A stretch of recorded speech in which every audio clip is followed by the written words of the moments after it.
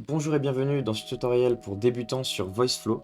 Aujourd'hui, nous allons créer ce chatbot qui est un chatbot vraiment super simple. On va le créer en quelques minutes, vous allez voir. On va juste créer un chemin, après dupliquer les autres, modifier le texte. Ça va être très simple et ludique. Je vous conseille, il y a trois façons de consommer ce tutoriel. La première façon serait de mettre pause maintenant et d'essayer de le recréer de vous-même. Vous pouvez vous servir des logos. Vous voyez, on retrouve les boutons ici. Donc ça serait la manière la plus intéressante de consommer ce tutoriel. Au final, je ne sers à rien. La deuxième façon de consommer ce tutoriel, ça serait de d'abord le regarder, de revenir au début de la vidéo, de mettre pause et d'essayer de le refaire vous-même.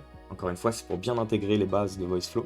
Et la troisième méthode, ça serait juste de copier-coller au fur et à mesure quand je fais. Mais je recommande pas cette méthode car vous allez mal intégrer. Vous aurez le résultat mais sans les compétences derrière, sans la réflexion derrière. Donc voilà, on est parti. Je vais créer un nouveau projet. Donc nouveau projet. Je vais l'appeler FAQ site web. Nous allons créer en start from scratch. Si vous utilisez le prompt et vous faites générer projet, vous vous générez un projet grâce à l'IA. Donc ça c'est pas ce qu'on recherche, nous on cherche à apprendre. Donc on part, start for scratch, waouh, un anglais de qualité. Ok, on va pouvoir supprimer ce premier bloc. Donc là on a le start, là où ça va commencer. Généralement, même quasiment tout le temps, on accueille l'utilisateur avec un nouveau message. La chose qu'il faut faire, très important, c'est tout le temps renommer vos blocs avec un ID. Donc moi je fonctionne comme ça. Donc ID plus un nom. Le nom c'est optionnel, mais vraiment l'ID ça va être très important parce que quand vous allez rentrer dans des... Enfin, prendre cette habitude-là, quand vous allez rentrer dans des gros workflows ou que quelqu'un va travailler derrière vous, bah, savoir que les ID, ça aide vraiment à vous repérer en fait. Même si vous arrêtez un projet pendant un mois, 2 mois, vous revenez dessus, ah l'ID, ouais, ça va là, et ça sera nickel. Donc prenez cette habitude-là de tout le temps mettre un ID à votre bloc, plus un nom, c'est optionnel, mais c'est mieux. Donc menu principal, ok. On va accueillir l'utilisateur. Donc on va lui marquer bonjour. J'ai préparé des logos. Clac. Merde. Bonjour. Celui-là j'en ai pas besoin. Hop, hop. Enfin des logos, des emojis. Que voulez-vous savoir? Point d'interrogation. Donc là on a notre premier bloc. On va lui ajouter un bouton pour laisser le choix à l'utilisateur de poser 3 questions différentes. Donc je vais créer mes 3 boutons. On va rester simple. Donc on avait dit qu'il y avait horaire. On a dit qu'il y avait tarif.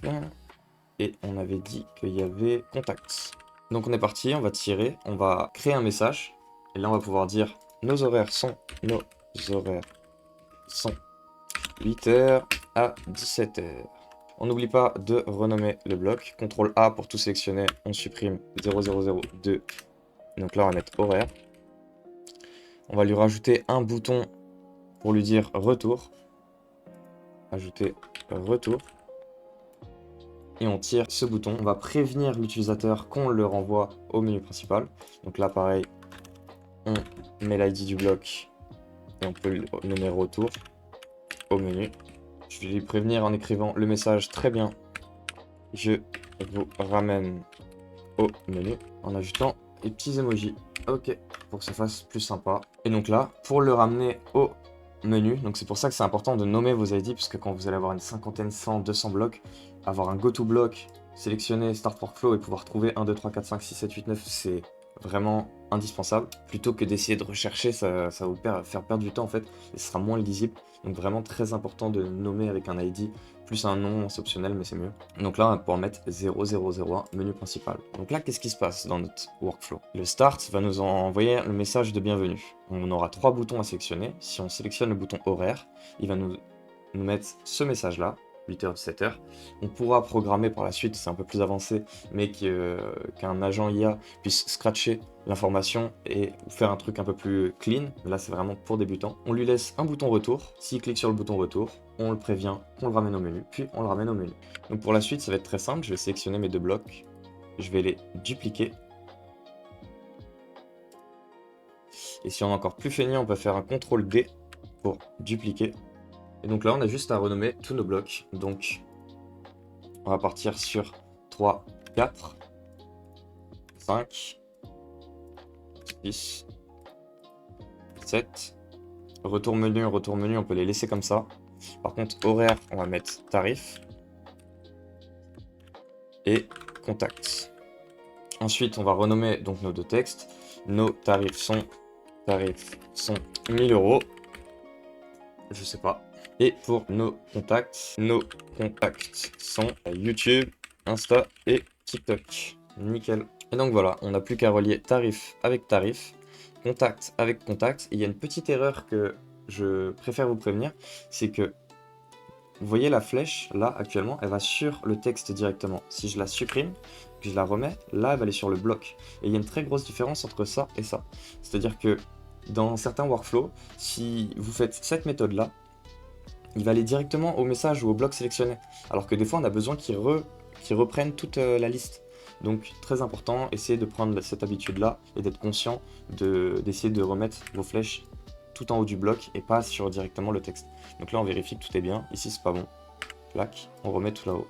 Et ça va vous éviter beaucoup d'erreurs par la suite quand vous vous attaquerez des workflows beaucoup plus compliqués. Et donc voilà, on a déjà fini notre premier workflow. On peut encore plus optimiser le système. Vous allez comprendre du coup l'intérêt des ID, c'est que je vais pouvoir supprimer ces trois flèches là, prendre le start, prendre le menu principal. Et au lieu de relier comme ça, parce que admettons on a 6 ou 7 boutons, ça va être un enfer de mettre des flèches dans partout. Donc on peut mettre horaire, action, go to block. Et donc là on peut mettre 2 horaires. Pareil pour tarif, action, go to block, take block, tarif. Donc le tarif c'est le 4. Vous voyez l'importance des ID. Contact, action, go to block, sélectionner, start flow et contact. Donc voilà, là ça fait exactement la même chose, sauf que c'est un peu plus clair si vous arrêtez le projet pendant un certain temps, ou si c'est un gros projet, ou si des gens travaillent derrière vous, là ce sera beaucoup plus clair. Et moi un truc que je fais, que j'aime bien faire, c'est donc rajouter un texte. Donc là on peut mettre horaire, je peux même mettre l'ID comme ça, 002 horaire. Donc ça sera encore plus compréhensible. Et moi ce que j'aime bien faire avec les textes, c'est je sélectionne la bonne taille, et là je rajoute clac.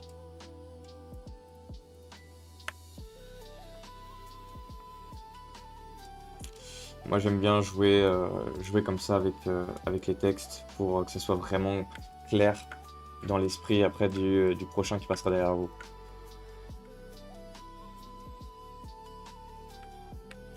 CTRL D pour dupliquer, on n'oublie pas, hop, CTRL D encore. Ah merde, je n'ai pas sélectionné, CTRL D, voilà.